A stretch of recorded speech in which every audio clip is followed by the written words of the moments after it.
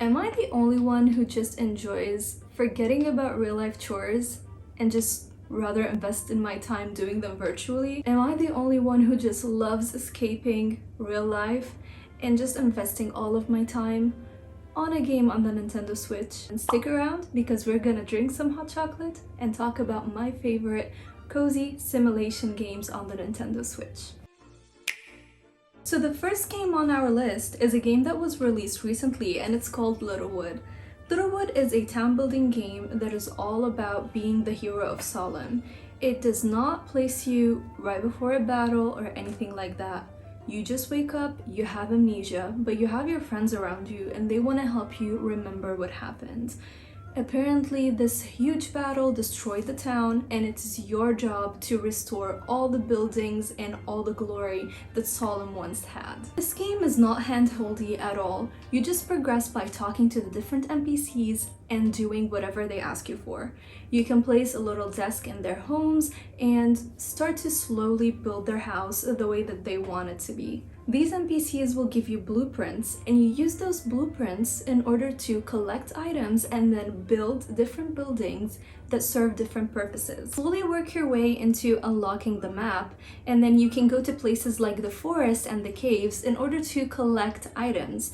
These items can be used to craft different materials and also different facilities. The gameplay is really engaging, and what I like about it is that it's not handholdy at all. If you already have a little bit of knowledge about how these games go, it will be very easy for you. All you have to do is talk to the different NPCs and just work into building what they ask you for. The second game on our list is none other than Stardew Valley. I know that many of you already know about this game, but surprisingly enough, there are still so many players that do not know what Stardew Valley is all about. Stardew Valley is a relaxing farming simulator, and it's a great entry for advanced players as well as just newcomers into the genre. You start with your customizable character who just wants to escape their 9-to-5 job. So you go ahead and move into your grandpa's old farm and you're welcomed into a town called Pelican Town. In Pelican Town, you meet different NPCs and some of them are actually eligible to become your spouse. You have two different routes to take in the game. One is to side with an evil corporation called Jojo Mart, and the second one is to actually work on rebuilding the community center by completing different bundles. I usually go ahead and do the second part because I feel like I have so much more to do. Characters are very quirky, they have their own different personalities, and by getting to know them and giving them different gifts, you trigger different events in order to learn more about them. Some can be very grumpy, some are very funny, and once you get to know them, you will know why they act the way that they do. I love that the game finds a really interesting mixture of different elements such as fishing, foraging, fighting monsters, farming, and so on. You're just completing the bundles in the community center, or you're trying to forge new relationships and friendships, or you're just doing, your simple tasks, farming and fishing and whatever. You're always getting rewarded and you're always pushed to doing more and more. The game is literally magical. Like, you can sink so many hours into the game and you will always look forward to the next time you have a play session with the game, so you can just cozy right up and have another great day in Stardew Valley. The next game that I want to talk about is called Dragon Quest Builders 2. In this game, you wake up shipwrecked at a random island and you just don't know what is happening. You find your companion called Malroth. He's a very quirky personality and he's so fun to have in the game. And you both go on a journey in discovering the truth behind the villain who actually took away the joy and pride of building.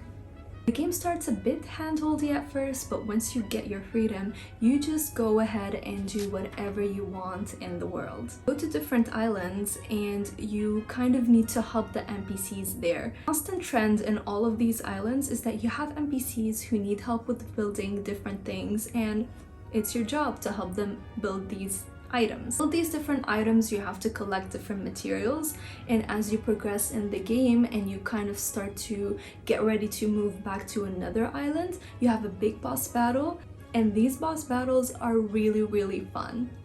Every battle has a different way to defeat it. I feel like you're just not doing anything repetitive. Every boss is different and very fun to compete with. In addition to all of these islands that you actually unlock, you have your own island, which is called the Isle of Awakening.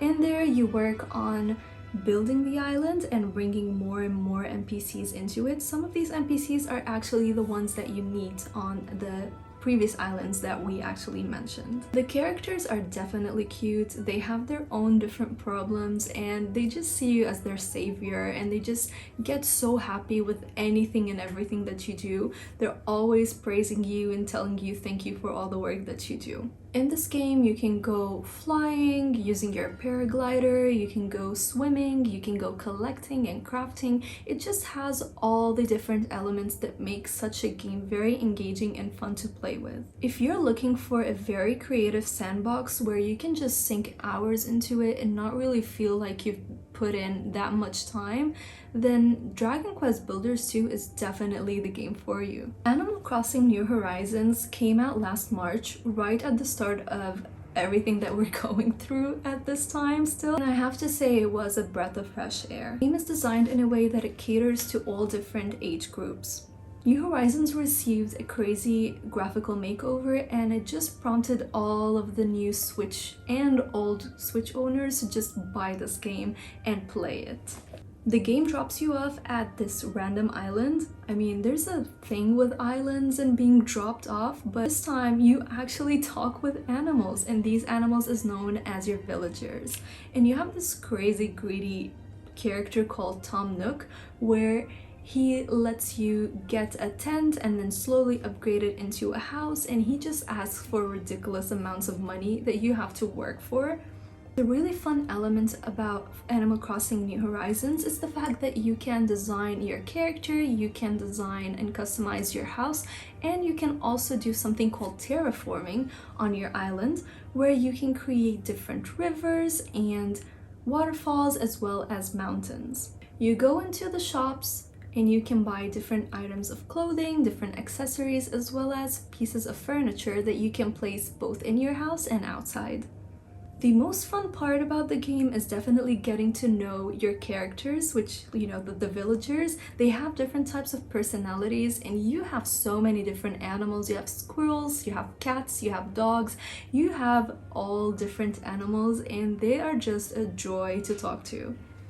The music is the best. It's so peaceful, it's so calm, it's so relaxing, and you just feel like you're on this beach, just having fun and not caring about anything else going in the world. I know that you cannot afford a getaway with everything that's going on in our world right now, but Animal Crossing New Horizons will definitely be up your alley, because if you're gonna be on a beach, you're gonna have a lot of new friends, and you can play multiplayer and bring your own real-life friends into the game, and it's just such a joy to play and experience this game, be it on your own or with your friends. Last game on our list is called Yonder. Yonder is an open world adventure game where again you're left at this island paradise. The thing that makes Yonder so different from the other games is the beauty, the environmental beauty. First go into the game, you just get that breath of the wild feeling when you first see the world open up in front of you, and it's just so beautiful and mesmerizing.